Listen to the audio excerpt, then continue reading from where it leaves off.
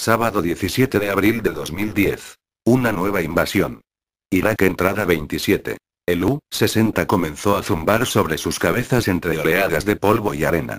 Habían pasado 20 minutos desde la espantosa agresión sobre Matheson, que ahora inconsciente sobre una camilla, parecía estar estabilizado gracias a una rápida y eficiente atención médica. Su rostro estaba totalmente vendado por gasas teñidas de color carmesí. Solo un pequeño orificio a la altura de su nariz permitía ver algo de su cara. Tim lo observaba con una triste quietud, mientras Stockton levantaba su mirada al helicóptero que comenzaba a posarse sobre el polvoriento suelo. «Cargad con el bulto», les gritó Maretti intentando imponer su voz sobre los ruidosos rotores del Black Hawk. Los dos marines agarraron las asas de la camilla y subieron al herido dentro del vehículo. «Escuchad», continuó una vez que los dos jóvenes subieron dentro. «Llevad a este hombre a casa sano y salvo. No sé qué demonios tienen los AIs en la cabeza para hacer este tipo de cosas.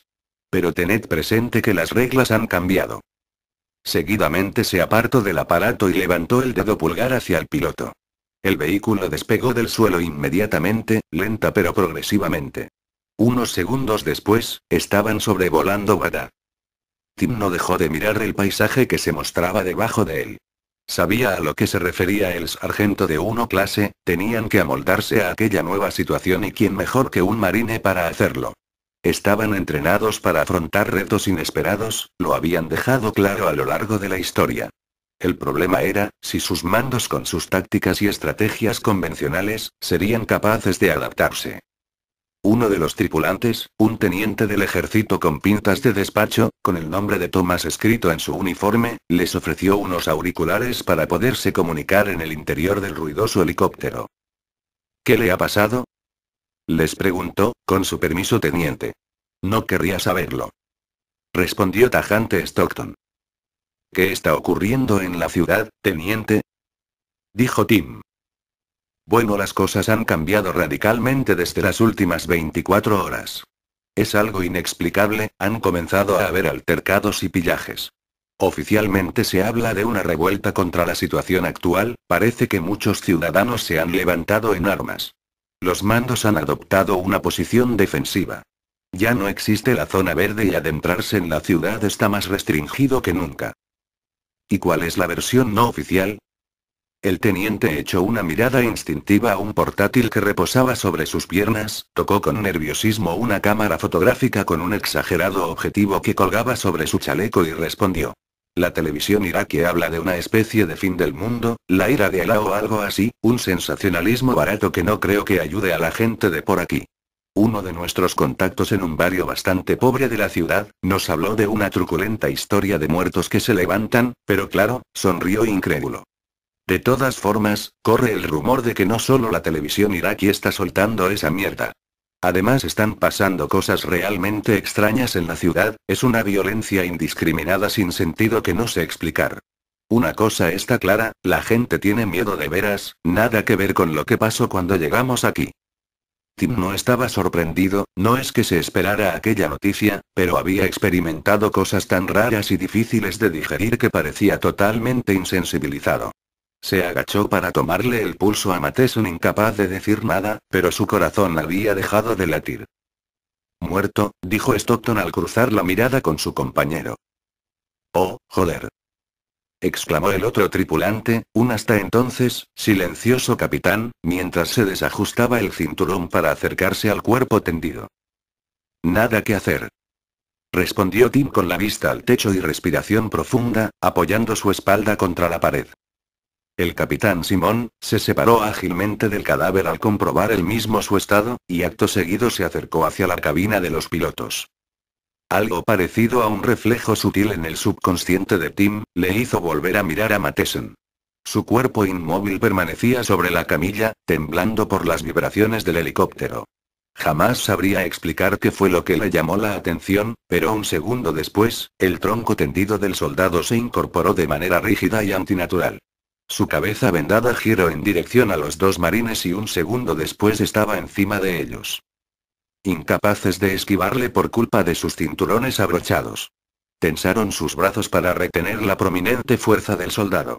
Se asió ferozmente de la pechera de Tim y el hombro de Stockton y comenzó a golpearles con su oculto rostro, como intentando morderles. El relieve de su boca abierta se marcaba sutilmente entre las gasas rojizas. Moses intentaba separarse, pero la fuerza sobrehumana de Matheson y su superior posición le tenían completamente bloqueado. Podía sentir los pellizcos de los mordiscos incapaces de arrancar la carne por las capas de vendas y la ropa del marine, pero las gasas comenzaban a desaflojarse, dando un aspecto de momia ensangrentada, realmente desagradable. Stockton consiguió soltarse, debido en parte a que el soldado Matheson, que desgarraba la ropa como un perro rabioso, se había centrado en Tim. Intentó apuntar con su M16A4, pero la culata de su rifle golpeaba con todas las paredes, haciendo imposible el maniobrar su arma reglamentaria. El artillero del U-60 y el teniente Thomas se soltaron de sus sujeciones y se abalanzaron sobre el agresor. Primero de una manera suave y delicada. Pero al darse cuenta de la gran fuerza que avasallaba al indefenso marine, comenzaron a estirar con más nervio. Pero sus intentos se vieron frustrados debido a un ligero pero perceptible balanceo del helicóptero, que les desequilibró. El cuerpo de Matheson se venció hacia la izquierda, sobre el artillero que, incapaz de agarrarse a algo, salió despedido por la puerta abierta. Tim pudo ver la cara de sorpresa y pánico dibujada una milésima de segundo antes de desaparecer al vacío. Matheson seguía aferrado a Tim, pero había perdido el equilibrio y Tim lo aprovechó para quitarse el cinturón e incorporarse. «Dispárele a la cabeza», gritó a Thomas. Este le miró desencajado mientras intentaba incorporarse, aferrándose a su asiento. «Coja su maldita pistola y dispare, joder». Volvió a chillar con su mirada fija en las grotescas fauces de su atacante, que se asomaban voraces entre los jirones colgantes de tela. Desenfundó torpemente su pistola M9 reglamentaria, mientras miraba impresionado a Tim. Matheson comenzaba a incorporarse nuevamente sobre el marine, el cual, por medio de patadas y rodillazos, se defendía burdamente. «Dispare, maldito bastardo», gruñó Stockton luchando por liberarse de su atadura. Simón, que había estado en un segundo plano hasta ese momento, encaró su pistola 9 milímetros y disparó un par de veces sobre Matheson. Pero sus disparos se desviaron, impactando en la estructura interior del helicóptero, lo que hizo rebotar los proyectiles. El silbido de una de las balas pasó a centímetros de la cara de Timothy, que se desequilibró impresionado, cediendo sobre los agarrones de Matheson. Cuando quiso darse cuenta, caía sin poder evitarlo del blackout, arrastrado hacia el vacío por su agresor. Sintió la necesidad de escupir y el sabor a polvo y sangre embriagó su paladar. Al abrir los ojos pudo intuir que seguía vivo. Se encontraba tumbado boca abajo. El sol y el polvo casi no le dejaban ver nada, pero parecía estar en una gran plaza. Sombras y figuras surgían como apariciones. Poco a poco comenzaba a tener contacto con sus sentidos, su cuerpo le mostraba con notas estridentes el severo dolor que apreciaba, pero podía moverse, aquello era un gran alivio. Luego vino el sentido del oído. Los rotores de un helicóptero resonaban distorsionados en su cabeza. Recordaba que era lo que había pasado, así que no debía de haber sido un gran golpe. Quizá, pensó, cayera desde poca altura. Aún desorientado se incorporó, colocando la palma de su mano sobre sus ojos y miró al cielo. El blackout descendía a una distancia de él de no más de 3 metros. Forzó la vista y distinguió a Stockton en su interior.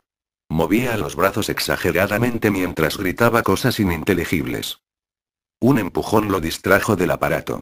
Más sombras, esta vez más definidas, le rodeaban. Tenía gente a su alrededor. Volvió a mirar al helicóptero, Stockton le agarró del chaleco fuertemente y Tim subió con un gran esfuerzo al U-60. No había terminado de entrar en el interior y vio cómo ascendían rápidamente. Mientras se sentaba observó fuera. Había gente allá abajo, iraquíes, por sus vestimentas. Pero también estaba Matheson, fácilmente reconocible, gracias a su uniforme AQ. Entonces distinguió la escena, el soldado que había caído junto a Tim, el cual parecía haber olvidado ya. Se centraba en los iraquíes que tenía a su alrededor.